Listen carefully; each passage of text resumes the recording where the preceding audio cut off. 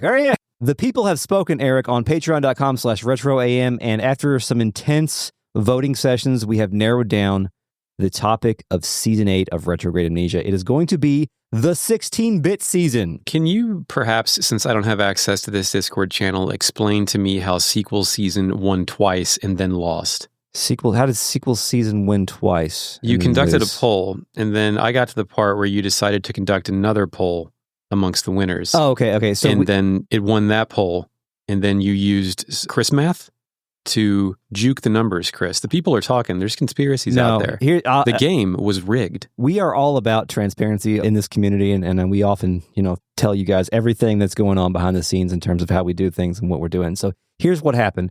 We did a poll for 16-bit, sequel, and Dragon season. All right? There was one more.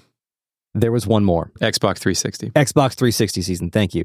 And because there was 4, the vote was pretty split. Sequel season won at that point. It wasn't over 50%. It wasn't a majority. And so I summoned the Council of Fucked Up Guys, which is the $10 tier patrons. And I asked all the people that were able to respond, should we do a runoff for the top 2 winners, which was sequel season and 16-bit season?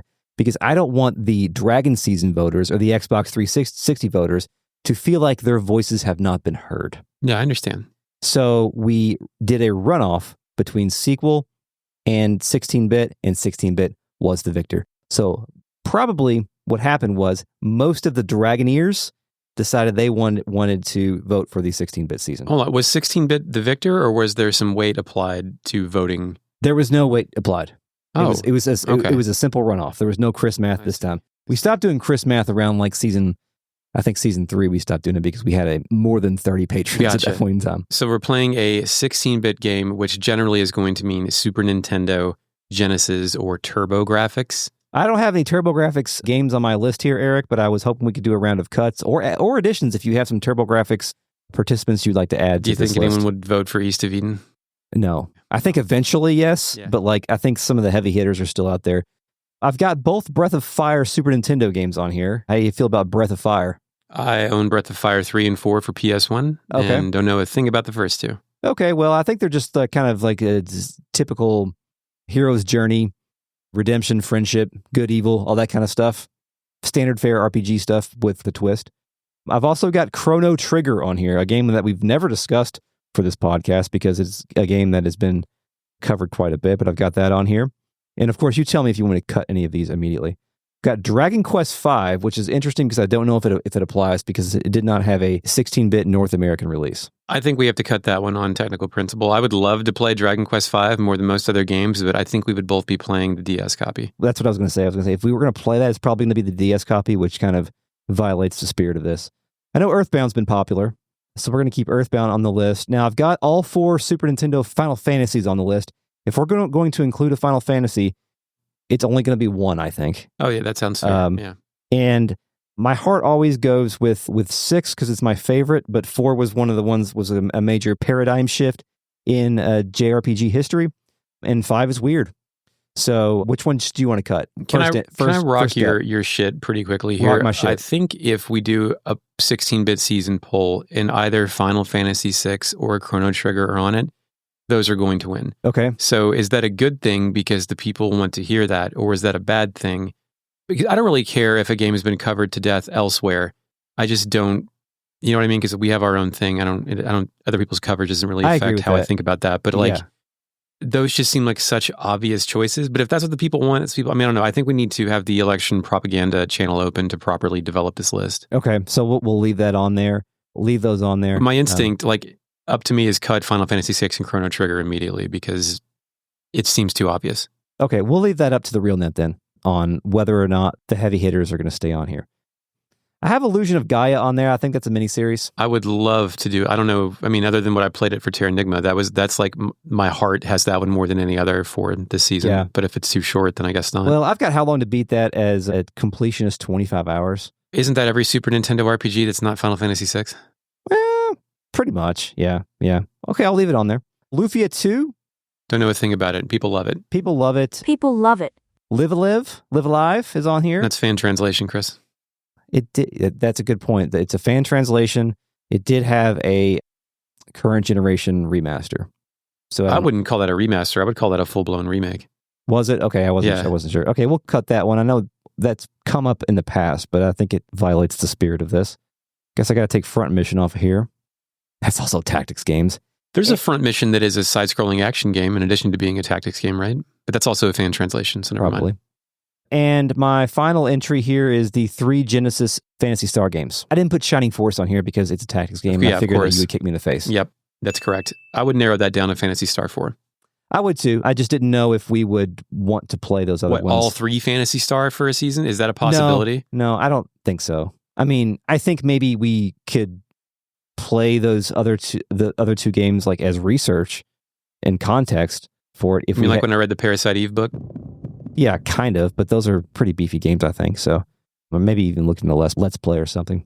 I think what we're going to need to get from the RealNet is some opinions on like how would the Super Nintendo Breath of Fire games work for this podcast, because I know that they're kind of limited in terms of writing and also in terms of localization. The localizations are infamously bad. Probably would be the worst localizations we've ever dealt with. I don't know, man. That's pretty bold words after Suikoden 2. We would also like to know what the RealNet thinks about Chrono Trigger and the Final Fantasy trilogy. Should we include those here, or would you be more open to for us to hit the heavy hitters right now this season, or would you like to hear something that has maybe been less covered across the internet? Oh, just that I would put Earthbound in the same category as Final Fantasy VI and Chrono Trigger, but as a personal bias, I would love to play and talk about Earthbound because I really haven't. I also really want to have Earthbound on the list, I think. Yeah, because it was part of our first second season voting process. I think it would. I just think it would be good for the podcast, honestly. It seems like our flavor. Yeah. But then again, there's also an argument for getting us out of our comfort zone and leaning into it. So, yeah. I don't know. That's true. Would you like to hear some hot sounds I've recorded, Eric? Okay.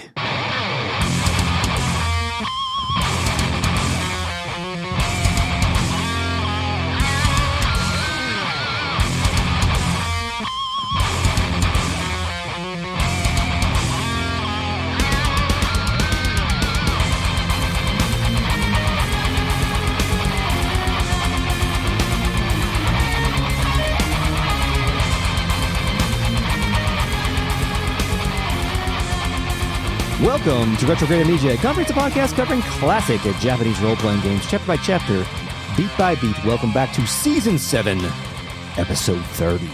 We're covering Lunar, the Silver Star story, and all of its completeness. My name is Chris, and I'm joined, as always, here in the basement by Eric. Hello, hi, nice to see you again. Shred the gnar, bro. Yes, hello, thank you very much. We're also joined by the RealNet, a collective of philandering fellers who are watching us record this podcast live on a secret video feed at patreon.com/retroam. Thanks, Phyllis. We're also joined by a FakeNet, a post-production AI companion who helped Working Designs launch the PlayStation 2 with Gun Griffin Blaze, the PS2 sequel to those Game Arts mech games. Initializing FakeNet. Blaze? Don't mind if I do, boys. Watch me light one up with my gun. Holy shit, I feel just like Nelly. Well, hello there, FakeNet. Thank you for joining us once again. I appreciate all of your contributions to this podcast, as well as the contributions of the RealNet. We've entered Thief Town. We've entered Thief Town. I am now addicted to tobacco products. Eric, it's called Reza. We've had our wings stolen, correct? Is that right? Our dragon wings, yeah, so we can't leave. We have to be among the thieves. Yes, and I believe we left off with... Thieves Bazaar playing, that's right, Chris. We're going to talk to the NPCs out here since we've just completed the story event. Yes.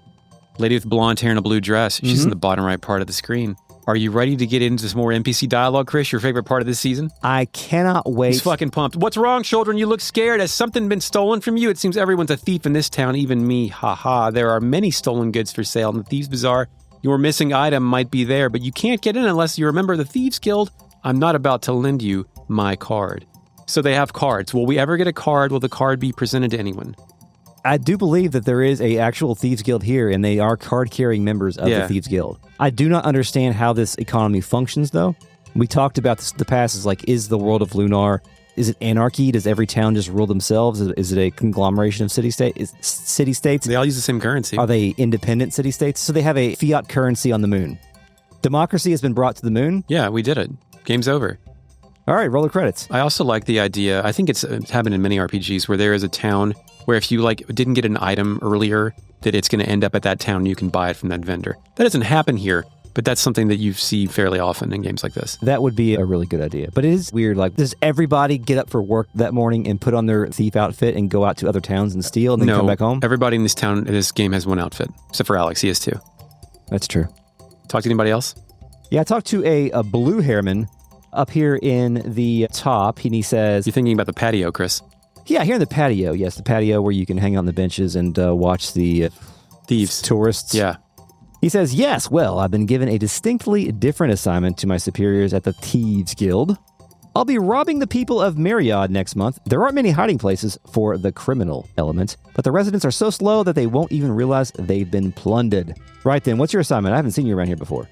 Null tells him we're not thieves. Yeah, we're not thieves, guy. Thus confirming that everyone here is a thief. I don't know. Kyle is a thief, but he says, yes, well, you look like a fine young group of robbers. Perhaps a lot of you can come to Myriad with me. Is that how we're saying that, Myriad? Myriad looks good. Myriad sounds good. Null says, you don't get it. We're not robbers. We're robbies, which I think is an nickname actual for word. people named Robbie, yeah. An actual word. Gray hair guy up here? Yeah, what's he say? And he says, hey, what's up? Hi, hello, oh, hello. Don't mind the smile on my face. Just got done with another big shopping spree here at the Thieves Bazaar. They have everything you could imagine, and it's all at rock bottom up prices. Jessica says, it's easy to have great prices when you get all your inventory for free, which is true, but I do think there is some cost associated with being a thief. You need thieves' tools, thief outfits. I don't think you need a change of outfits. I think people just are robbed, and without a police force outside of Kyle's band of bandits or Mel's thugs, there's like, does Iluk have any kind of fucking guardian? So Kyle robs and these guys just steal. Kyle provides safe passage in exchange for monetary exchange. Kyle grifts and they steal. Right, I think that's the grifting and stealing. There. Okay, I got it. It is a form of stealing. Okay. Kyle has like a more refined take on the practice. This guy also says he saw that there were some magic items for sale today, and he wonders where they came from. Nash has something to say to that, and he says, what? Nani? I refuse to believe that thieves are lifting stuff from the Magic City. Magic City was capitalized? Yes. Cool. Yeah, the Magic City. It's like the Big Apple. Mm-hmm. Or the 3 a.m. The Windy City. Or the River City. Ransom. The Ransom. Who's next, Eric? The farmer guy in the yellow hat. On the left? Yeah. I think so. He says, this is awful. I've been assigned by the Thieves Guild to burgle the town of Iluk. Burgle, good word. I like burgle. Anytime you can use burgle in a sentence, you can get away with it, you fucking deploy that shit. My first wizard in Diablo. Yeah. The first Diablo, his name was Turd Burglar. Turd Burglar. Turd burglar. Yes. Thinking about something? I was thinking about where I first heard Turd Burglar. It may have been a South Park. Do you think that was a South Park? That was South Park era. Yeah. Yes. I think so. Like, there's anything valuable among the collection of kooks and crackpots. When I'd assigned me to Maribia, I didn't even take Nanza. Hey, I'd like a big challenge as much as the next thief. So thieving from the thieves is considered the ultimate thief challenge in thief lore. Is that correct? Yeah, who thieves the thievesmans? Raphael in the Ninja Turtles movie. He thieves the... Yeah, he dressed up and then stole the bells off the thing with the Foot Clan test so the troubled youth could get in the Foot Clan. Oh, okay. Yeah, you're right. Yeah. Troubled youth. Guy with purple hair and a red jacket. He's outside the city walls of the East. Did you wander outside the walls and talk to people out there? Yes, I did. Hell yeah. Which way are we going? We're going left. Okay. No, east. East is right. East is right. Right is relative, but east is east. All right. All these people call Reza the town of thieves, but we don't just steal from anyone, you know. We only go after the rich folks who can afford it. You know, people like Master Mel. Jessica takes issue with that. Yeah, she's not happy about it. She says, what? All caps. If I ever caught you breaking into my house, I'd crack your kneecaps. Crack caps. Which I do think is a pretty good, like, specific threat of violence. Yeah, as someone with fucked up knees, does that affect you more? I only have one fucked up knee. Fucked up knee, singular. But I think it actually might be the kneecap as well, so, you know. These things are real, folks. You don't want fucked up knee. Yeah, I can get my cream tomorrow. Cream that knee. Yeah, I'll be creaming my knee tomorrow. Do you inject that cream or you spread that cream, son? It's a spread. Oh, hell yeah. He asked me if I wanted an injection. I was Topical. like, I'll try the cream. Fuck yeah. Cream me up, doc. Anyway, purple hair guy goes on to say, okay. I meant antiques from the Magic Guild in vain. And then Mia, of course, says, oh my. Will Mia ever have a response to something other than the Shion Uzuki oh my word pose? Probably not. I don't think so. Nash does, though. He says, set foot in vain and I'll strike you with thunder magic until your blood boils. I would love that. Sounds good to me. Oxidize my blood. On the other side of the town, there's a guy with green hair. He says, rule number 1, work hard. Rule number 2, learn much. Rule number 3, steal all. Those are the basic rules of the Thieves Guild. Follow them all and you'll be very successful. Don't get caught, well, at least not as much as you used to. So work hard, learn much, steal all. Can I tell your children to do this when I leave? I'll get them out of bed and say, listen, boys, work hard, learn much, steal all. I think that's a really good way to live. I think so too. No one else until I started going inside buildings, Chris, the next most exciting thing I can think of. Yeah, you want to go to left house? Sure. The one outside the wall? Yeah. You can go in from the inside the wall as well. Goes to the same place. Yeah. Door outside of town. Does this design make you uncomfortable? How there's doors outside the city walls that go into the city walls? I think there's going to be an NPC that kind of technology, gives deep us, architecture. Yeah, they give us some context for why their houses are built all fucked up. They're built like children built them. Yeah. Like cool passageways and stuff. Anyway, Mom's in here. Hello, children. Are you lost? It wouldn't surprise me. Reza was intentionally built with a confusing design to make it easier for thieves to hide and run away. My husband is a member of the guild, and he still gets lost for hours at a time. At first, I thought my husband was cheating on me, and getting lost in Reza was just his cover. But when I followed him around town for most of an afternoon, I found out he was telling the truth. I'm amazed that they haven't kicked him out of the Thieves Guild yet. This is a neat kind of house, too. There's bookshelves with huge pastel books, a ladder that goes up to a shelf near the ceiling with a model ship and a box of tissues on it. Yeah. There's also a mounted deer head with antlers and weird-ass stairs from Vagrant Story. There's a fucking tree in here, too. Weird-ass stairs from... the misshapen stairs whenever you go into a new area in Vagrant Story. You got to rotate the camera to figure out how to get up and down. To navigate them properly. Yeah. That's in this room. Gotcha. Yeah, I see them here. Dad's here, too. Or husband is here, too. Man. We don't know he's husband. He is a man. She said husband. Yellow vest. Well, we don't know that's him. He could just be some fucking guy in the house, man. He's got a yellow vest and green hair. He talks about being lost, and he says that he was headed for the Thieves' Bazaar, but he stumbled into the guild headquarters instead. He hates it there.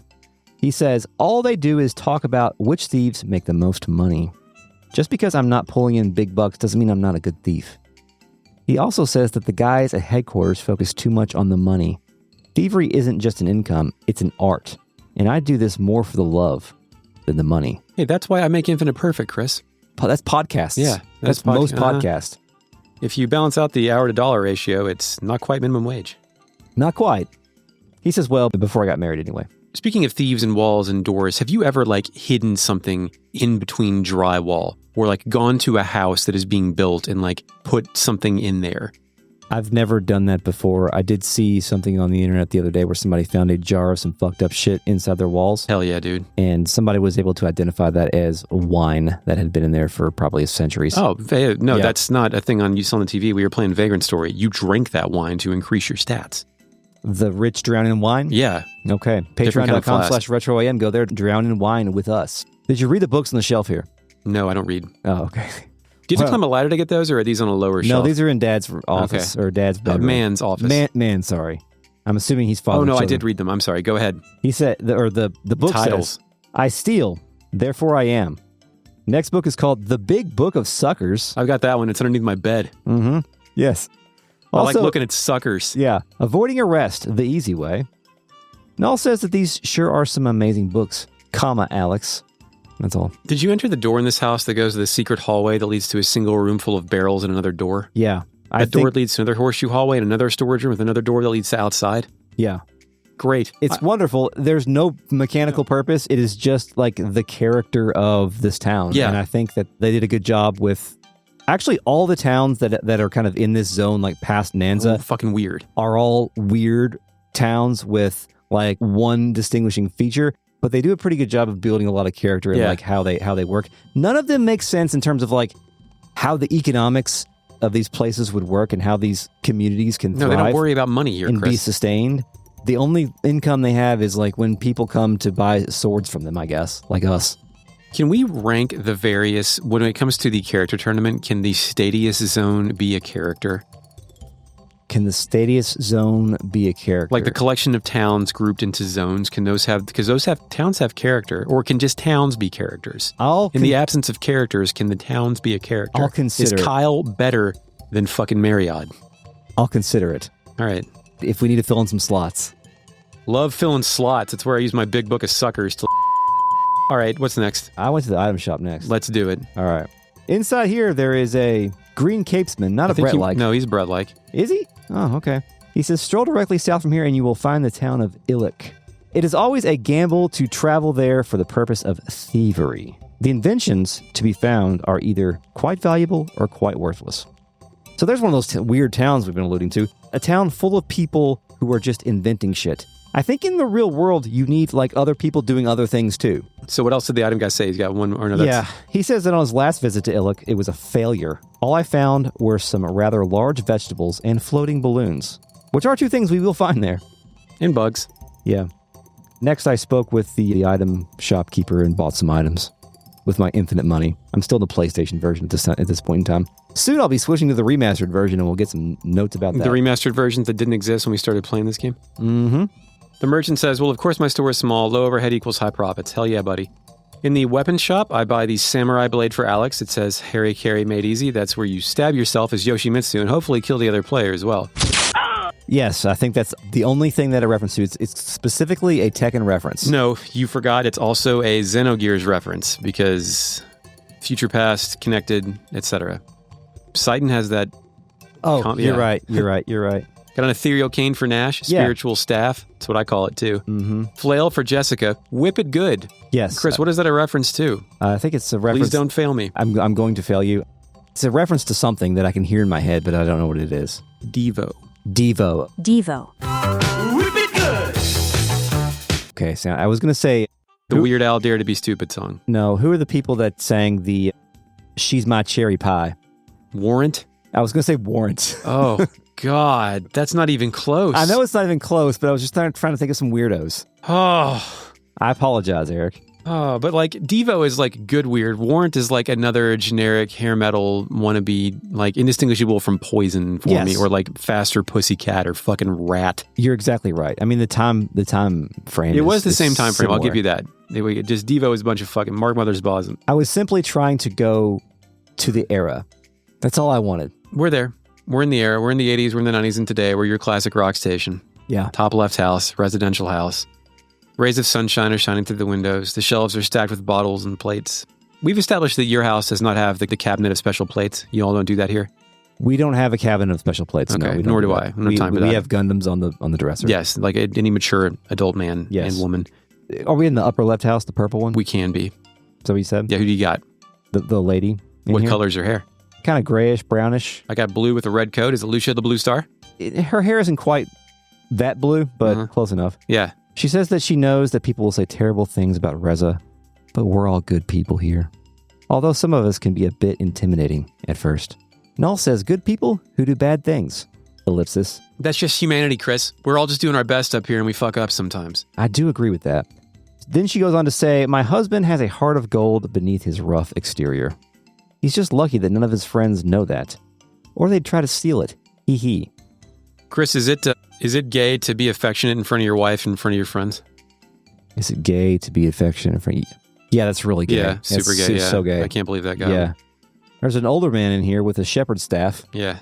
He says that... No, wait, didn't we determine the name for that at some point? Like with crook? A crook. Yes, yes, crook. Very good. I think a crook has to have a hook, though. That's a shepherd's staff. Does a shepherd's staff not always have a hook? Yeah, but this man's crook is not hooked. So it's just a... So stick. It's a stick. All right. It's a beat stick. Just a stick. It's a golf club. It's a walking stick, I guess. Yeah. Because he's an old man, and you know. He says that Reza was founded by people like me. Yeah. Notorious lawbenders who had to flee from justice. How do we feel about the word lawbender? Sounds like it's not a breaker, it's bender. We're all various lawbenders when we drive our car over the speed limit slightly. That's true. That's true. But I think that thievery specifically is breaking law. Yeah, but what if you're stealing from like a guy who's stealing from you? What if you're just taking it back? I think you're still breaking the law, but you wouldn't be prosecuted for it. There you go. Perfect. What do you say next? Or pay the ultimate price. Now our once great city has become a town of petty thieves selling their stolen goods at a filthy flea market. It's a tragedy, I tell you. Next question, Chris. Have you ever been to a flea market that you would not, in your most negative way, describe as filthy? No. That's what they are. They're all like that. That's why they're called flea markets. Everyone I've been to, like everything is just caked in layers of like unkept care and dust.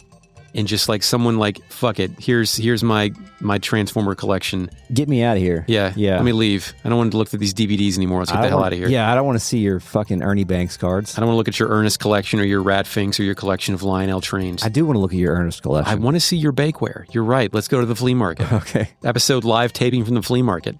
I bought fucking Titanfall 2 at a flea market. That's weird. Yeah, it was weird. I bought it from Steam. If you speak with him again, he says that he was a great criminal in his day, but now he's just living out the rest of his life in peace and quiet. Kyle's got something to say. He says, the world isn't as peaceful as you think, old man.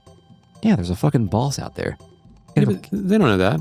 They don't. Actually, these people don't. Everyone in like the Maribia area knew about the galleon thing. They're aware of the threat. Instantly. See, but in the Stadia zone, is this the Marius zone or the Stadia zone? It's Marius, right? This is the Marius zone, yeah. The people here are just laid back. They're focused on their craft and their trade, and they don't have time for city, bureaucratic, fucking magic, floating city, Maribian horse shit. Yes, they are focused on their town-specific trope.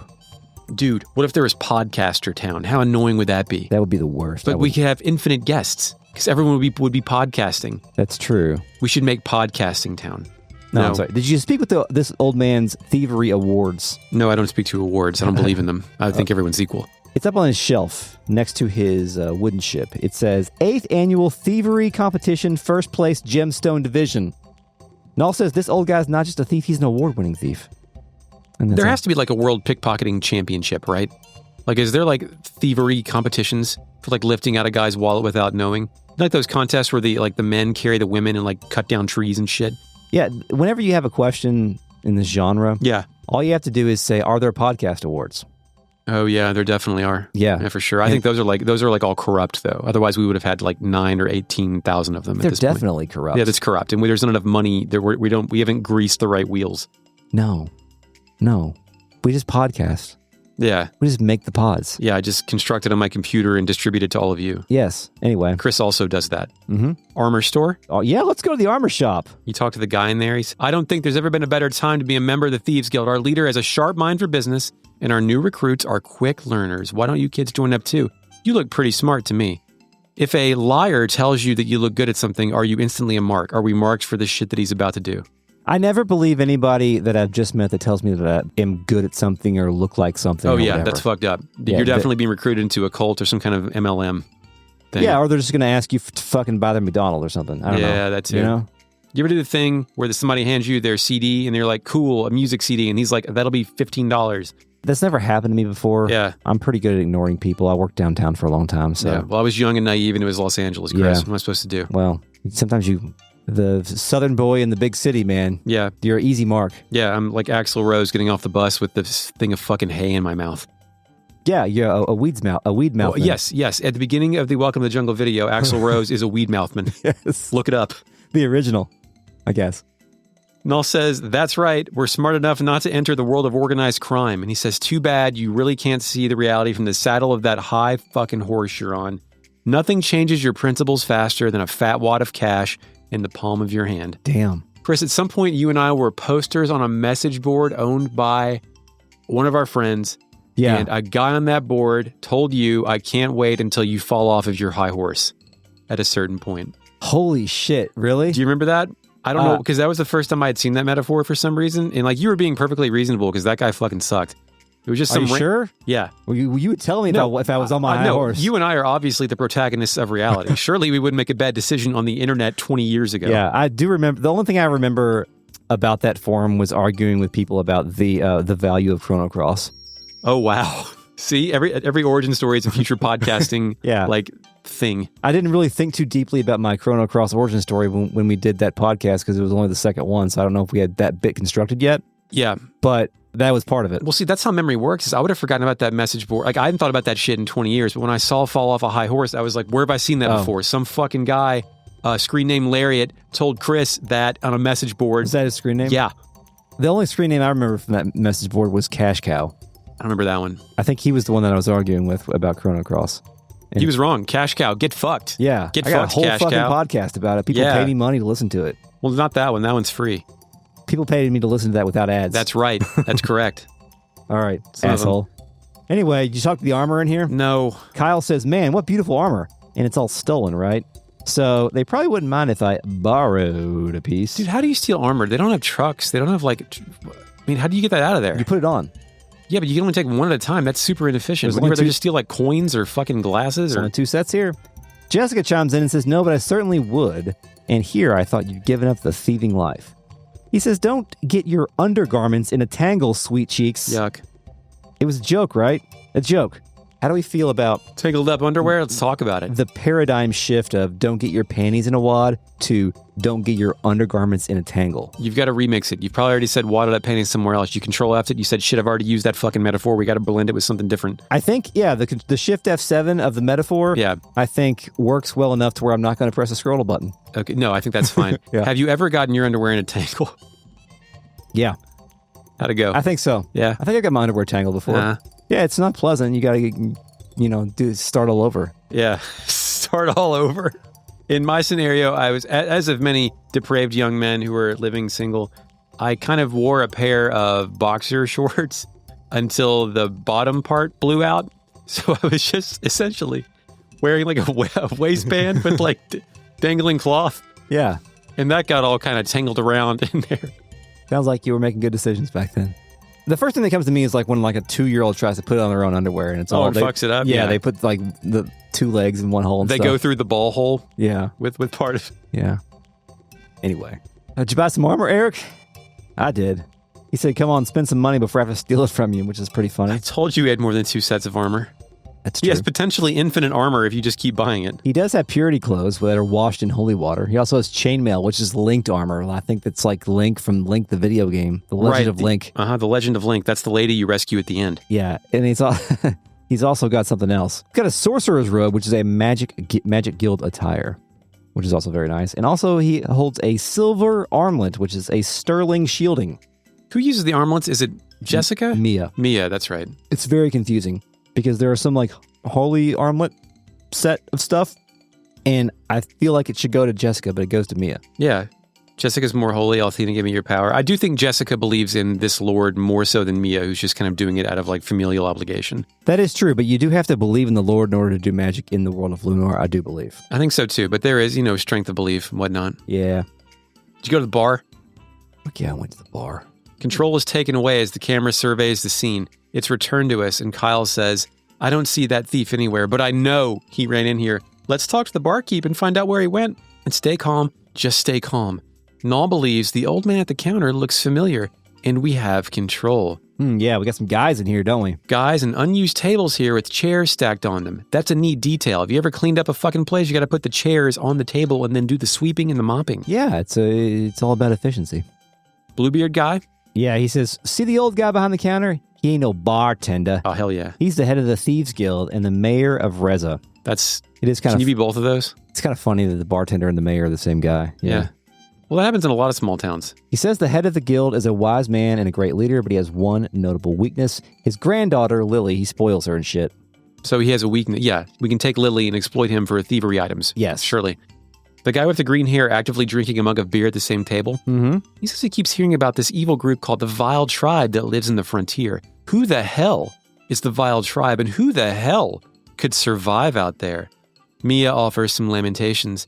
It seems not everyone outside of Vane knows the history of our world. And I say, Mia, do you know the history of the world?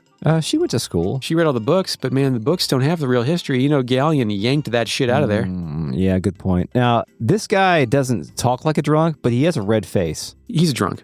He's a drunk? Yeah, He's a drunk? he's a drunk. I thought so, especially when you speak with him, he puts his beer mug on the table and you Yeah. can see his full-ass red face. I'm pressing the button. Push it. I'm very drunk indeed. Oh, God. That would be drunk guy number 6. The bearded man in green drinking at the next table. He says Lily has shut herself in her room and won't come out. The poor girl's been terrified ever since she heard about the singers being kidnapped by the Vile Tribe. What's even more depressing is that she's too afraid to sing. The head of the guild puts on a brave face, but I've seen him on the verge of tears several times. It's also senseless. Chris, as a parent of a child, what if your children suddenly gave up all of their passions and just locked themselves in their room? You would be concerned, right? Absolutely, yeah. So the bartender here is correct in feeling an empathy. Mm-hmm. How about the draw slack? You talked to him? The red face guy? He's not a draw Top slike. left table? I'm not reading him as a draw slike, but maybe. Forgot what draws look like. I thought draw slikes had green shirts. This guy's got a gray shirt. No, he's got the gray hair and the dirt beard. I didn't know that was a draw slike, but I'll take your word for it. He says Lily should be standing on that table right now. That's and THAD, that. Yeah, right now, and singing her dear little heart out. If I wasn't too drunk to see straight, I'd be looking out for the little love right now. Nall believes it's good that this gentleman has his priorities straight, but he continues. I forgot to talk to him a second time. What does he say, Eric? Without be drunk. that dear little be girl. drunk. Be drunk.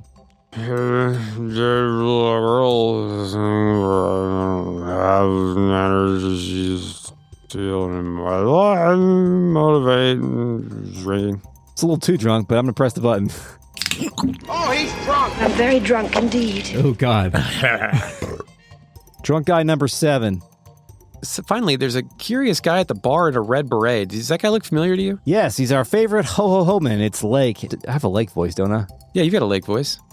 I forgot how to do it, but I'm going to relearn it. You can develop it. Yeah, just do now. it on the fly. I think it's a Karsh variant. What do I got? I got to think about, like, I'm adventuring, you're I'm wearing a woodsman. beret. I'm a woodsman. You enjoy fucking with the children, even though you secretly want the best for them. You smell real bad. I like the woods. Yeah. You're all powerful, but don't flex very often. All right. Ho, ho, ho. Hello, Alex. I wouldn't have expected to see you in a place like this. There are a lot of thieves in Reza. Make sure you keep a firm grip on your possessions. Null says it's too late. Lake loves it, and he continues. You already been robbed? Oh, good luck finding the culprit. Ho, ho, ho. Oh, great ho, ho, ho. Excellent, excellent work. Alex, I take it you came this way to find the Red Dragon. But the only way to get there is by flying over the mountains. So what are you going to do? Null shits the pants that he isn't wearing, and he says, I can't fly to the cave by myself, Alex. What are we going to do? Lake continues. I didn't talk to him again, so... I can't do it. It's no good. Damn! No missiles! He says, I've heard that there are flying machines you could use to reach the cave, but I don't know where to look for them. Ho, ho, ho.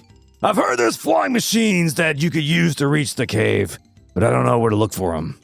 Is that what he said? Ho, ho, ho. Ho, ho, ho! Perfect recall, Chris. Thank you. On Sega CD, Lake doesn't give a shit about us getting robbed. He tells Alex that he needs to go see an inventor in Iluk to get him to further on his quest to get the dragon armor. We need to go talk to Might to make us a balloon and then fly to some place called Damon Spire. And on Sega CD, you also talk to Lily. She's in a room above the bar because she's too scared of being abducted to come out. Lily will then sing the La La La song if asked. She tells us that everyone says she's the next Chutney Dallas. Chutney Dallas. Chutney Dallas. Which, as far as I can tell, is not a real reference to a real person. Chutney. Chutney. Chutney. Chutney Dallas is a top shelf name, though, by the way. Chutney's not even a good dog name. I think it's an okay dog name. It's a good, name for an animal that you don't have to call its name out. It's too much mouth to say a lot. Yes. Chutney. Like, I would get sick of saying chutney. I would too. Fucking CH names are bullshit. Talk to the bartender. I did. He says, hey, Kyle. Haven't seen you around here for a while. Sit down and have a drink, lad. Hell, have 3. And let's keep in mind that when we spoke with the bartender, we don't party in and party out in this game, but we kind of settled in. We got out of line. We gathered. We got out of line. Right. He says, let's hear some stories about life in Nanza. Kyle goes on to say he wishes he could tell those stories from Nanza, but he's not able to tell tales and swill ales today. Swill ales is a good word for slinging back brewskis, I guess. I also like how Kyle gives, that he's stoic and serious here because he respects his fellow thief. He's not fucking with him. Yeah, I also think that Kyle has some level of... brutish fortitude. The ability to put on a game face when needed. Oh, yeah, for sure. And right now, we need to get those goddamn wings back. That's correct. He tells him that someone stole a valuable item from a member of his group, and he's here to get it back. The bartender tells Kyle that's a shame, but complaining about thievery in Reza is like whining about wuss magicians in vain, you know? Wuss magicians. Who takes offense to that? Oh, of course it's Nash. He says, hey! Kyle tells him to cool it. A big old grin on his face. He says, actually, I was hoping you could help us get it back. You're an influential guy around here, etc., etc. Guy goes on to say, this must be important if you're trying to use flattery. Heh. There is a way to get your item back. Members of the guild aren't allowed to steal from other members. If one of you joins the guild, whoever stole your item will have to give it back to you. Kyle thinks this is bullshit and says, not as easy as I hoped, but I guess we don't really have a choice. So how do I join the guild? He tells him... plot moving instructions. Yes, plot moving instructions, which I think this is a little bit of a weak plot movement device because I feel like we could just beat the fuck out of the guy that took the wings. Totally. We can just eviscerate everybody here. Because where we're going is back behind the bar. And we could just get back there, but I guess there is some level of RPG decorum to be followed at this point in time. The guy goes on to say, your thieving skills have to be tested by one of the guild elite. He can be found working in a Marriott this week. Finding him is also part of the test. You know just how to get to Marriott, right? Just walk along the coast of the inner sea until you reach it. On PSP, that was changed to Inland Sea. Weird. Jessica is intimidated. Marriott, that's practically in the Stadius zone. Are we strong enough to go that far? Kyle then says something very Kyle. He says, hey, you guys can stay here if you want. I'm the only one who has to pass the test. As long as you all don't mind being labeled as wimps. For life. For life. For life. Like the NWO, Chris. I'm fine with it. The bartender will also say about Marriott, the people who live there tend to have family trees that loop like clover, if you catch my drift. Oh, that's great. I can't wait to find out what he means by that. On Sega CD, we have to have, when we get to Marriott, we'll have to have a serious discussion about what's a joke and what's mean. On Sega CD, you can play blackjack with the lady at the bar. It even plays the battle music, and you can bet silver. Guess who's on the face cards? The Joker, the Jack, the Queen, the King. Galleon? And? 4 heroes? Correct. Oh, that's kind of cool. Also on Sega CD, to get the Thieves' Crest, Kyle has to use his strength to open a chest in the bar. That's the test. And when he does that, he gets access to locked chests over the world. He gets the crest to insert to open the chest. It's like an Excalibur type deal. I also don't see this when I go through it, but according to his Sega CD guide, a Dross-like has opened up a storage place in Reza. You can't trust him for anything. Once you store an item, you can never make a withdrawal. Oh, so he says, I can store your stuff, and then he just takes it. That's kind of funny. That's pretty funny unless Also, you give him could be game breaking shit. Yeah. I spoke with the food in the back corner. Yeah, what's it got to say? Null says, all this food is stolen, huh? Maybe these thieves can teach me a few tricks. Oh, it's gone. Cheap tricks, Chris. Cheap tricks for food. That's like Warrant, another band. At least we know how we're getting the food. Oh, Null says he'd never go hungry again. Is there anything else before you went to not Marriott Woods? Oh, yeah, absolutely. I went to the hot spring. The male hot spring? Yes. Okay, what'd you find there? I went to the boys' hot spring, Eric. How'd you get there? I walked to the world map. It was just to the east of here. Street corner plays. Yeah, it's great. Of course, the street corner would play. We get in here, and there's some palm trees and some bushes and a guy in a robe and some blonde hair and a bandana. He says... Also that building on the top right. Don't forget that. Oh, yeah, there's a nice little building with a statue of Althena in there. It's a sauna. And the guy says, this is the spring of the goddess Althena. If you enter its soothing waters, you can purify your soul. What would you do if someone's... Let's assume souls are real. What price would you pay to purify your soul? We're assuming souls were real. I'd pray. I mean, in Christian lore, don't you just ask for forgiveness? And like sincerely actually believe it?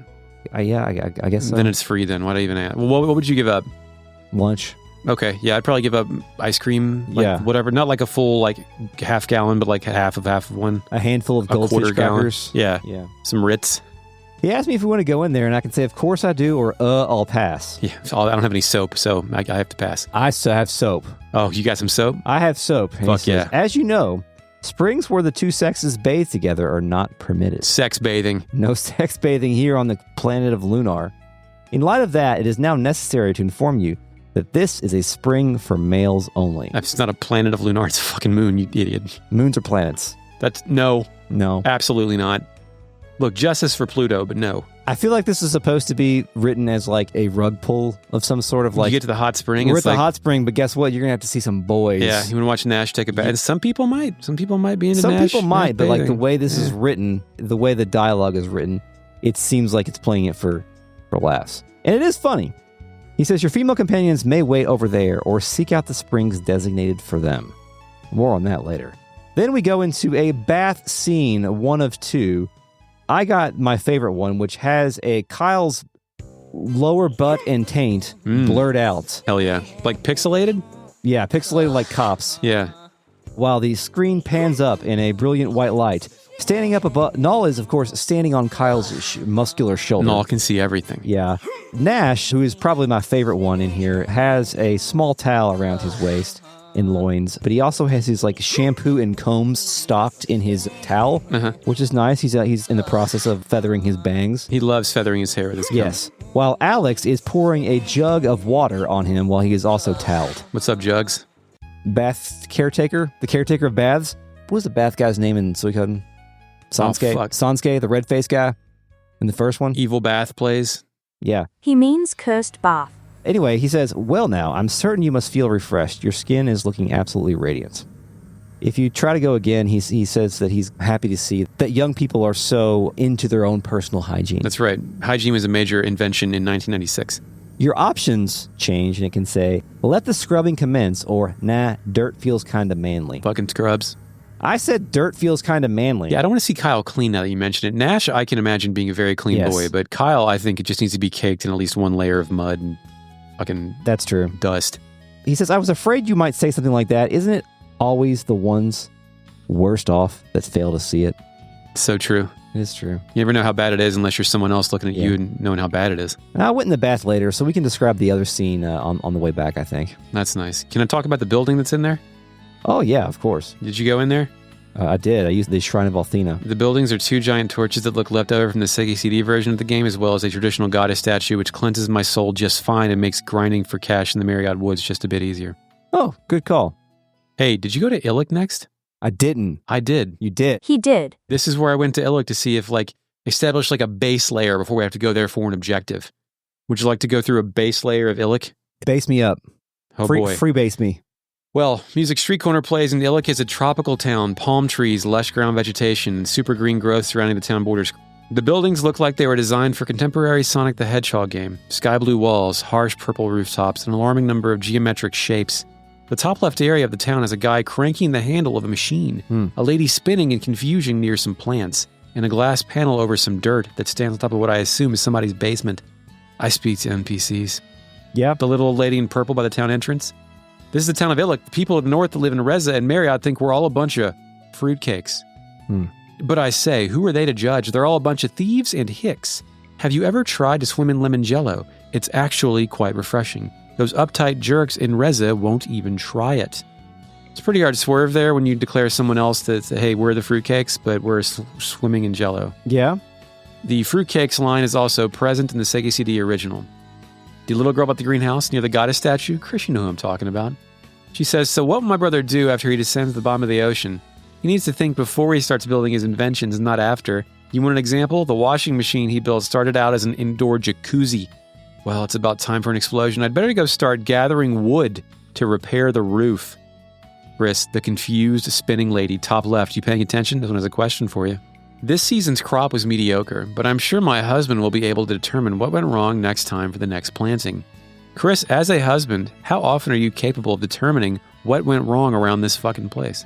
I would say I'm about a 50% success rate. I had a pretty good success story the other day. We have an ice maker upstairs. In the refrigerator? No, like a separate one that you can make extra ice for parties. Holy good little scoops in there, little tiny. That's nice. a great solution than going and buying the bag at the gas station.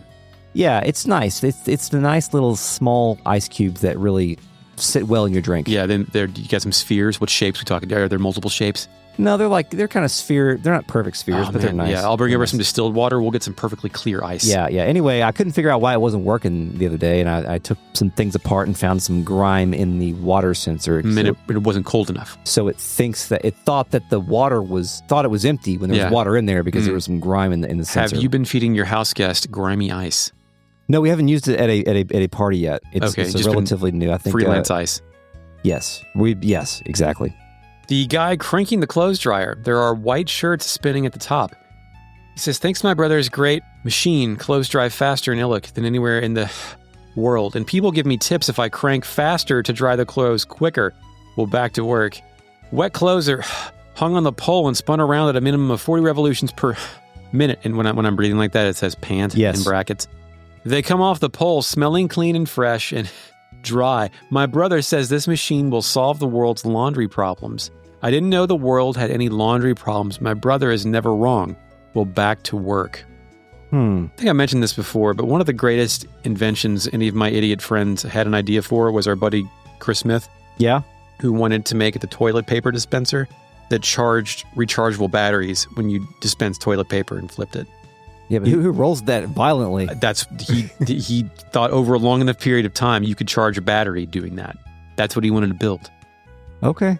Anyway, this is the kind of eccentric shit I can appreciate. Complex inventions to solve minimal problems. I will report that in the footage I'm currently reviewing of my visit with Iluk after going to Marriott, from the remaster, the panting has been retained in the remaster. Good. Retained panting. Yes. More notes on the remaster later. Shit, there's nobody on the east side of town. Let's go in some houses. First building in a town, item weapon store, purple roof, blue tiles, shopkeeper. He's hopeless. I've told him a million times to clean his room before he lost something important. And now, oh, hey, can I help you? And they just sell basic items, but there is allusion to something else happening later. The green roof, double hexagon house. Dude, there are bed sheets in here that are blue with fish stenciled on them. Yeah, that's neat. They're Christian. Is that the Jesus fish with the... These actually aren't Jesus fish, but Didn't we learn the word for that in Vagrant Story? Like there was like some kind of the etymology of a strange item we found was like the Latin name for the Christian fish. It was the flying birdfish thing in the snowfly forest. Yeah. It had a Greek root in terms of its naming convention, yes. There are 2 models of the Mario 3 flying boats over on a table on the left. On the right, there are inventions. One has 2 robot arms with the gloves pointing fingers in the air. There are 4 steel balloons filling with air over and over, and some spring pumping machines. Yeah. And it's all coming out of a naked guy barrel. Even the barrel that naked guys wear when they need clothing. To conceal their nudity. Right, yes. yeah. There's a guy in here with a red coat and lavender hair. He says, with this amazing device, a daring man or woman can explore the dark depths of the open ocean. The dual air tanks allow for over an hour of uninterrupted communion with the creatures of the sea, which reminds me, please don't touch the red switch on the wall. Overinflating the tanks would be very bad.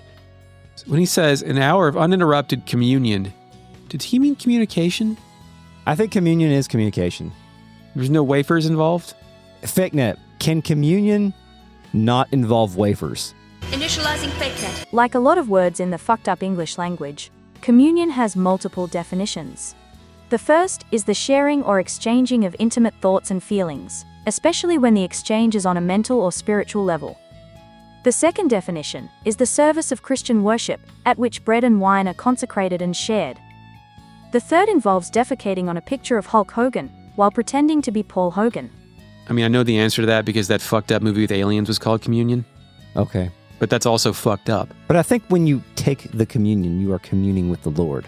Right, but like there is sacredness in that. Just like the aliens movie because they're fucking alien. You know what I mean? Okay, now I have a question. Now, we already learned that during the course of this podcast, we are having an intercourse. Oh, are we having communion with our intercourse? Are we also having communion? Intercourse communion, yeah. That's the name of our next podcast. Yeah, intercourse communion. Our off-topic podcast where we just talk about Ninja Turtles and Gundams. Where things commune in intercourse. Yes. We can compare Ninja Turtles to... Is it intercourse cross communion or intercourse X communion or just intercourse communion? What's the branding? I kind of like the cross. I like cross as well. A little bit. Yeah, because it could be plus. Who knows?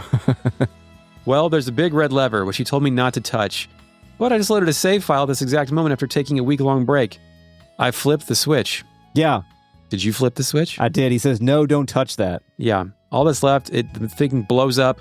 There's pieces of wood and like a towel. Brilliant white lights, etc. He screams that he said, don't touch it. I was almost finished. That's why I asked you not to touch the switch. Og. Null says he's sorry. He says, I don't have any choice but to rebuild my diving machine and come up with a different type of waterproofing. It's obvious that using reclaimed slug trail material was a poor choice at best. And I wondered if this choice would fuck me out of something later. Like if you can just not blow up his machine and you get like a bonus. I don't think so. I don't think so either. I don't think Lunar plays in that realm. Purple roof house. Pink Wait, you didn't speak with his dressers. No, I don't want to talk to his belongings. I've already ruined his life. Why would I want to stay in here? Well, Null says, wow, how'd this dresser survive the explosion without a scratch? That must be some strong wood. See, bulletproof dresser. Invent that. Kyle says, hey, can't be strong as me, though. Kyle's got strong wood, confirmed. I was hoping that you would have spoke with these in the PlayStation version to see if there was a wood joke and that was removed in the remaster. We're not in the PlayStation version in your playthrough at the moment? No, because I didn't go to Iluk until I fantastic. Changed. But so far, all the dialogue that you've said has been exactly the same. Purple roof house, pink windows, top right. What a weird-ass house. Large green pumpkins with a face on the top. There's a dude looking out of a telescope up here. This is a telescope guy, and he's got purple hair. And we also should have had a pervert counter for this game, because he says... Oh, this is the hot girl house. Okay, that's this week's hot girl news says the reclusive Mia Ossa has left Vane for the first time in her life. She went to fucking Maribia earlier just to hang out. Oh, yeah, when she said she went to Black Rose Street? Yeah, so hot girl news has got like a bad source. Maybe she was just communing with a crystal ball. Yeah. You like how I use the word communing? In crystal. Yeah, we should try to use... There should be a timer where one of us has to contextually use commune every 15 minutes. Yes. Or we blow up. Yeah. Do you know how much of a picture of her would be worth to the publishers of Hot Girl News? Well, do you? As soon as I get a solid lead as to her location, I am taking my camera and finding that mysterious vixen. Oh, Mia speaks up. Alex, this man makes me very uncomfortable. We should leave here right away. So rather than do what Mia wants, I talk to him again. Why wouldn't you? He says, whoa, you're Mia Ossa, the daughter of Lemia Ossa, the future leader of the Magic Guild, and a very hot girl. Would you mind if I took a dozen pictures of you in various states of undress? Mia once again pleads, Alex, Please don't let this man touch me. Did he say various states of undress in yours? Yes. In the remaster, it has been changed to, would you mind if I took a few dozen pictures of you in various poses? So they removed the pervosity. Yes, they did. They removed some of the pervosity. They deperved the game slightly. Now, I do have a note here that since I'm playing the remaster when I visited Iluk, that the remains of Victor Ireland are in a jar in this house. What? It's a joke. Oh. About, like, this house is horny, and they've removed a lot of the horniness, out of the game. Not a lot. Some. They've removed some of the horniness out of the game. As we just discovered, they even touched up some of the dialogue as well. It sounds like they've left the implicit horniness, but taking out the explicit references to, like, jerk-off stuff. Yes. That, and along with some other things that we'll talk about. I have notes on the remaster when we kind of get to it in my linear jerking playthrough. off on other things. Yes, we will jerk off on other things later. The green-yellow roof house at the top of the town. There's 2 pumping machines in here pumping white gas out into the glass box at the back of the house. What the hell is this? Purple-hair guy in here. He says, that's strange. I know I left them around here somewhere. I would throw those blueprints out by accident, would I? Uh-oh. Not in the garbage can either. I need to ask around town and see if I gave them to someone by mistake. Like, I guess that's going to make sense later. Blueprints, whatever. Yeah, that was that Shira's house? I don't know. What color? It's the gray, yellow roof house, top of the town. It's the house with the underground thing. Oh, the underground house. Okay, yeah, go ahead. Chris, what's the most important thing you've ever thrown away? Oh, fuck, shit. Transformers. Oh, man. You threw them away? Mom and Dad didn't Mom and Dad threw them away, but I was just like, whatever. You let it happen? Yeah, I let it happen. That's fucked up. Yeah. It is fucked up. Well, last week I threw away my keys, but I've done that before. I had to go into the dumpster physically and retrieve them from the goo pile. I think I have also thrown away keys. And one time, after my wife's mother passed away, I threw away a coffee mug that I didn't know was a gift from my wife's mother to I thought we were just getting rid of stuff. Oh. And it was an accident. It was with some other stuff that I just happened to be throwing away. And that's when she entered the dumpster to retrieve a thing. Why didn't she make you go in the dumpster? I was not home. I was here. Oh, shit. You were here. That's even worse. Yeah. So we all just happened to have things in our hands when we were throwing stuff in the dumpster. The mug was fine. We still have the mug. Everybody lived.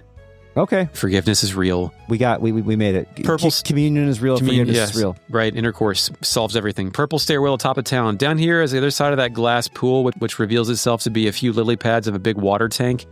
Also, there's some flowers and glass cylinders on some tables and roots all over the dirt floor. More green pumpkins with no face down the lower section. The sleeping room with 2 wooden beds and green blankets. This is where you, like, kidnap ladies and put them in your bunker. Yeah. You know what you can also do down here? Talk to the guy in the red sweater? No, you can talk to the pumpkin. But that one doesn't have a face. You can still talk to it. What's it say? I mean, we've been talking to bookshelves and award ceremony. Yeah, no, everything's sentient here. And all says, wow, this pumpkin is so big, you'd get a hernia trying to roll it into your kitchen. Mia says... Hernia was big time jokes in the 90s. Have a hernia, remember that? It survived to the remaster. Mia says, it would take an army of chefs to make a pie out of this. Jessica says it would take my dad about 10 seconds to eat it all. Hell yeah, Dad loves food. Ho, ho, ho. Yep. Nash asks if she's serious. Your father must have let himself go since his days as one of the 4 heroes. I would imagine that Mel has always eaten a shit ton. It's just now he's not fighting bad guys as much. Yeah, so he's also expanding he's made a little stone, bit. But yeah. As someone who eats a lot, I understand. Kyle says, trust me, Nash, he could still slap you silly using nothing but his pinky finger. I do want to see Mel beat the shit out of Nash. I think that'd be a good show. I think that would be I would pay for the DLC. Yeah, absolutely. Talk to the pumpkin again. Null says, if I try to eat this thing, I'd be too full to fly. The end. There's one guy in here. He's got gray hair, red sweater. He says, the frustration. Just when I finally solved the problem of size, I encounter the problem of taste. I can't sell these vegetables when they have the flavor of boiled shoes. Once again, the only boiled shoe I know about is that scene in Roger Rabbit, which makes me cry. Oh. Can I tell you about Sega CD for just one sentence? Yeah, I just want to point out that you did discover some unique dialogue here. What? By coming here earlier. Oh, yeah, thank you. So this whole thing's paid off. Yes, because when I spoke with him, I was in the middle of the mission to go do the thing here, and he talks about that mission. Okay, so we got the blueprints thing out of somebody, and we got the vegetables of great size. We basically talked to Shira before he was a character, and we talked to this guy. Sega CD. Great job. You did a great job, Eric. It's an exploratory, comprehensive fucking podcast. I'm so happy for you. Sega CD, one of the houses has an amazing, huge portrait of a lady with blue hair hanging on a wall, as well as either a doll or a fetus on the shelf. Also on ACD, some guy claims to be Damon, but he isn't, and he just says insane shit. There's a lot of anti-machine sentiment in this town. They hate machines. Luddites. They hate Donatello. Okay. Because he does machines. He does. Also, you can see Mide back there at the hot air balloon at some point. Yeah. That's it for Iluk. Pre-Iluk. I do appreciate how in Iluk, as we've learned, is like they're not just, well, not all of them are making dumbass machines. Like a lot of them are making machines to like improve agriculture and clean laundry. They and solve like, problems. and get by. So they're solving their problems with their machines. The folks of Reza are solving their problems by stealing from other people. And I can't wait to find out how the others solve their problems. Yeah, well, let's try to imagine what the economic purpose of Marriott is once we get there. Holy shit, I can't wait to think about that. Mm-hmm. Do you want to think about the RealNet? Yes. Initializing RealNet. Hello, RealNet. Nice to see you again. Thank you for coming out to the party today. Is this a party? It's a communion. Okay. It's communion a party. My nephew had his first communion yesterday. Did you attend? No, I was in soccer. I was coaching nice. soccer. That's good. I was thinking about the Lord the whole time, though. How much are communion waivers? Can we? You can get communion waivers, yeah. I think I looked into this before. I don't remember why. Although I don't really want to take communion on the podcast because I don't want to be excommunicated from the Catholic Church. I can get 100 for $9. Do you think that's worth it? I can pound that fucking shit in 30 seconds. Buy it. Don't accept no for an answer. No. I mean... Can I write this off? Yeah, this is the first podcast we've recorded as an LLC, so you might be able to. They have a 5-star rating. Unflavored. You can get 1,000 for $21. 1,000 for $21? Yeah. We can just eat communion, like have a bit where every 60 seconds we must take communion. Okay. The 1 hour of power for communion waivers. All right. I will allow it if we ever cover Xenosaga 2. Okay. We must take communion. Like if at the beginning of every episode, like I have to present it to you and you have to give communion to me. If we revive the Catholic schoolboy activation or whatever, we take communion whenever that happens. There you go. Perfect. Now, I don't think there's going to be 1,000 of them. Great bid. What if we just get communion when there's any kind of Christian reference at all in any of these fucking games? One day. The body of Christ. Okay, as a member... Blasphemous is that? Although I'm not a member of I'm not a practicing Catholic, I am a member of a Catholic community because of my kids' school and stuff. What is America if not a land of paradoxes? One day I'm going to have to explain myself. I don't know when that day is, but one day I'm going to have to explain myself. And that's fine. I accept it. I would rather have to explain myself and do the podcast than not do stupid things in the podcast. Anyway, thanks, RealNet. Chronodin says the sequel season 1 because of the Electoral College. Broken Echo 1 says Chris is correct. This is rotating kids as subs is the most stressful thing about coaching. That is true. We talked about coaching soccer in the pre-show. Do you try and balance that by having only one kid who's really shitty at it on the field at one time? Yeah, we try to balance it and then try to come up with any excuse not to play a kid. Like, he wasn't paying attention in practice, so he's not going to play as much. Try to get the best kids out there. I mean, one time I had to, and I'm sure somebody said something about it, but one game in the second half, I told my son Avery, I said, bro, you're not coming out in the second half because no one else is playing your position correctly and you are a runner and you're not going to get tired, so you're fucking not coming out. What a real Saul Smith here, Chris. Yeah, exactly. Yeah. I lived next door to him for one summer. Jesus. That's not even worth explaining, really. It's not. It was a time. Poor Pork says we could put Super Mario RPG on the list. Actually, yeah. Why wasn't that mentioned? That's a great idea. My dumbass. Again, I have no 16-bit, and Super Nintendo is a blank spot for me in general. Eric Vernon says ditch Chrono Trigger. Yeah, put Crusader of Synthi. Neat says cut the mega popular games. If that is I'm fine with anything. Of course, I would love to play Chrono Trigger 6 again. It just seems like... That's only 2 people, but we'll see what people say. Yeah. John Doe says NPC dialogue fuels me. It is sustenance. It is communion. Sig says cream of knee soup. What is that? Is that a reference? Everybody's saying that. Cream of knee soup? Yeah, the topical cream for your fucked up knee. Why is it soup? Am I a soup guy now? You're a soup guy, yeah. Broken Echo 1 says, where's the garbage man town? Removing garbage is critical to society. That's a good point. The thieves steal the garbage and put it in the invention that burns it. There's a garbage man character in Clay Fighter 63 1/3, or he was removed, the Hobo Cop. John Doe says, John Galt's settlement is Podcaster Town. I almost understood that. At one point, I knew who John Galt was. I forgot who John Galt is, but I figured that sounds like a good joke, and somebody probably will appreciate it. However, I'm incapable of doing it because I'm dumb.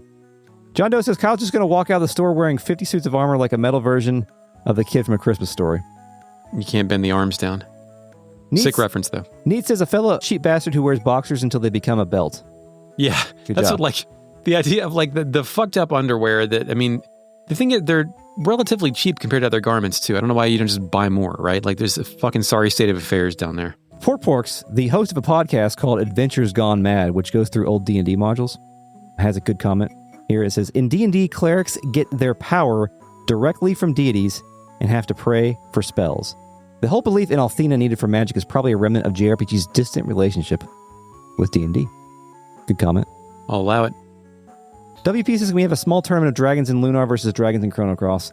The fucking smug green dragon from Chrono Cross wins every goddamn time. Oh, yeah. No Toadman. competition. Eric Fernandez says love inserting crests.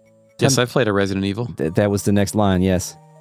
Vic the Band says, was this the first video game with blurred junk? Probably. Probably. I mean, Custer's Revenge had non-blurred junk, right? came out before Metal Gear Solid 2. Yeah, it did. Wait, Well, no, it there was wasn't there was blurred junk. There was like blurred asshole of like a genome soldier bent over in the first one, right? No, there was definitely blurred junk in the first one. You're right. But isn't Lunar actually from like 96? The original Saturn remake? Yeah. So that's before Metal Gear Solid. So maybe so. Yeah. Okay, that's cool. When we first started talking about communion, John Doe says the Catholic schoolboy activation phrase counter should have went up right there. Yeah. Apparently the communion power hour sounds like an absolute fucking hit. Sometimes the best ideas come spontaneously. Yeah. Well, thank you, Real Net, for joining us on this podcast, and I will see you in the next episode of Retrograde Amnesia. This episode is a production of Retrograde Amnesia, recorded on April 28th, 2025. Thanks, Mark, for the intro music. Wait, you say Mark says thank you? Find us on Bluesky and or YouTube at Retrograde Amnesia. Like us? Well, you can support us on Patreon at patreon.com/retroam, and you can get ad-free, early access episodes, bonus episodes, mini-series like Vagrant Story, Parasite Eve. Speaking of those two, it has always been my opinion that Parasite Eve was our best mini-series, but I think Vagrant Story might overtake it. I think it might that as well. Series is going some recency bias. Yeah, but yeah, it's going really well. Anyway, we come on for some live streams and stuff too, so go to patreon.com/retroam. Eric, until next time. Yes, we will kill Rod. Have a big dream.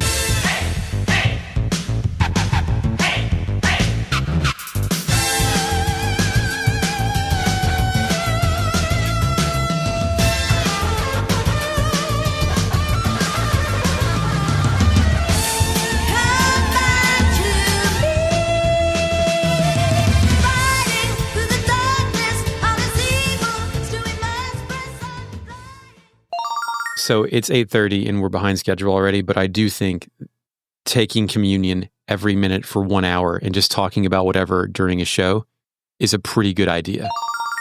Okay, the stream was playing in my head while I was also being the person that is the streamer. I believe I was the first person in me and the RealNet members that were present were the first people to ever stream Lunar and talk about colonoscopies on the internet. Oh, okay. At the same time, I think that might have been a new record. I haven't ever gone really to the doctor for butt stuff. Well, you're getting there. You're approaching the age in which you need to do that. My grandmother died of colon cancer. Yeah, that's why we probably talked about this before, but I have family history as well. Hold on, while we got stiff ass on, Ask my producer. we got to turn the stiff ass off. They did a pretty good job. I said, when you come home, don't be fucking loud. And I don't think they're being too fucking loud. Well, they're only going to gain weight as they get older, so you better start malnourishing them. It's not about the weight. It has nothing to do with the weight. But weight increases stomping time. That's true.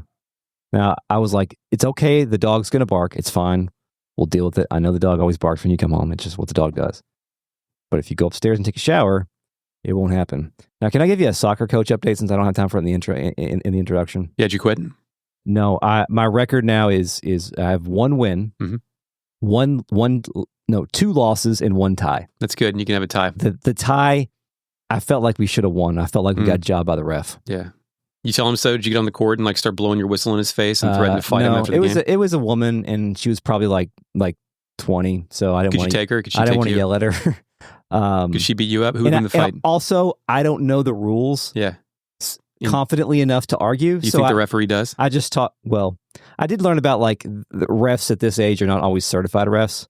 Oh, fuck that! I would not play in a match without a certified ref for my I know, 10-year-old playing soccer. But overall, I'm happy with the progress. The two teams that we lost to were just like Scrubs. Obviously better. Oh, okay. Yeah. Outcoached, I think. I walked over to the other coach on Sunday. We lost 5-0, but in our defense, this team has been blowing people out to like 7-0. In your defense, it sounds like you played no defense. Well, we didn't play any defense for the first like 3 minutes. Like the goalie was like shitting his pants. I don't know what was wrong with him. But the rest of the game, we played it, 2-0 basically. But I walked over to the other coach during it with my clipboard and I was like, man, you're so lucky you only have 2 kids to substitute. I'm trying to I got 14 fucking kids here and I'm trying to figure out how I can get them all playing time. And he's like, I'm not even the coach. They called me in because he couldn't be here and I only got 2 subs, so I'm just sitting here.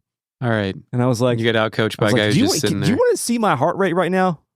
So I got outcoached by some guy. He was nice. We were just having a good time. Let me know where he lives. I'll take the air out of his tires for you. Yeah. Fuck him. Overall, a good experience. I was happy with how the guys played yesterday. We kept fighting. Showed tenacity. I've yelled at kids 2 games in a row though. As soon as the game starts, it's the first thing that goes wrong. One kid on the bench says, "There's been different kids each time." Fucking shit has said we're cooked, and I was like, the game just started. Yeah. The game just started, and No, you say you're cooked. Get the hell off my field, Bradley. During the game on Saturday, we were down 1-0 at halftime. And I took up my rotation sheet to the other coach and I was like, this isn't working. We got to change formations. And he goes, do you think we should do that? And he goes, yeah, we should do it. So I threw it in the fucking trash and we changed formations and then we scored a goal and we held on. So that was good. On the fly adjustment coaching. Yeah, it was great. I felt like fucking Rick Pitino. There is a Manchester United jersey from the early 2000s where Sega sponsored them, and it just says Dreamcast across the front of the chest. Oh, that's good. Should get that. I'll wear that. Actually, Cuddle Puddle just asked if we can donate for a really intense tracksuit for Chris that is JRPG branded.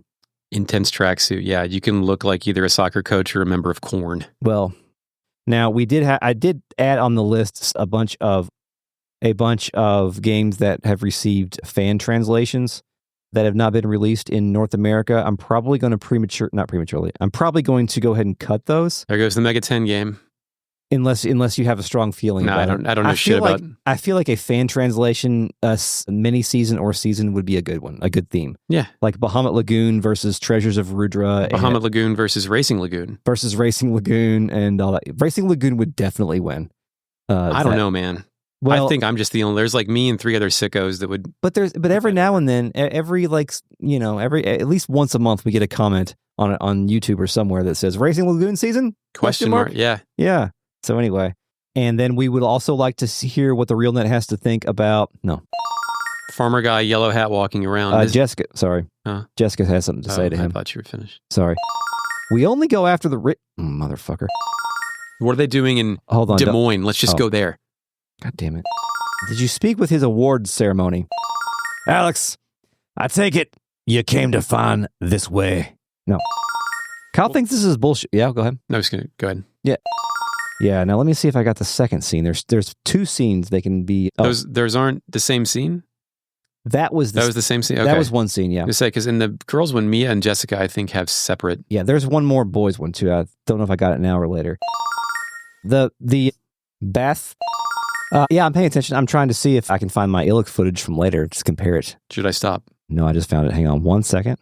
I'm not going to be able to show this yet on the RealNet, so sorry. Okay, go ahead. She says, Alex, this man makes my very...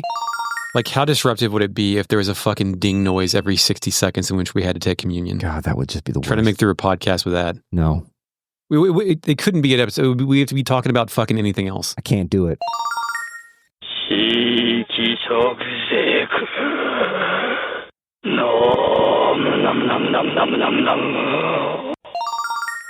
Would you be more...